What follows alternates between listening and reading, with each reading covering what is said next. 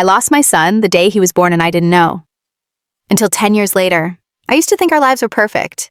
When my twin boys, Ethan and Caleb, were born, it felt like the world finally made sense. I remember staring at their tiny faces in the hospital bassinet, wondering how it was possible to love anyone that much. But as the years passed, James and I began to drift apart. Arguments crept into our days like cracks spreading across glass. He worked late. I felt invisible. And somehow, while the boys were growing stronger and brighter every year, our marriage was fading away. When they turned 10, we finally divorced. It was messy, painful, but also quiet. The boys adapted better than I did.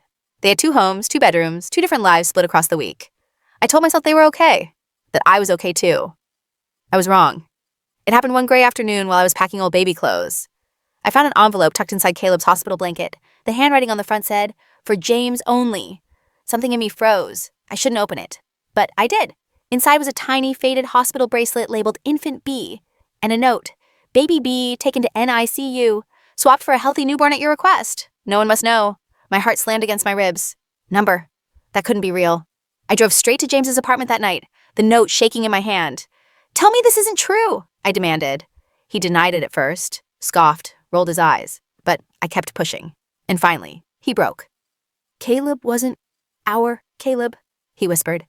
He told me our second twin had been born struggling to breathe, rushed to the NICU while I was still unconscious from the C-section. The doctors had warned he might not survive. James said he panicked, that he couldn't let me wake up to one baby in an empty crib.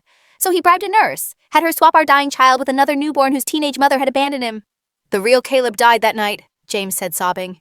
I wanted to spare you." I sat on his kitchen floor, numb. The boy I had raised for 10 years, the child I called my son, wasn't mine.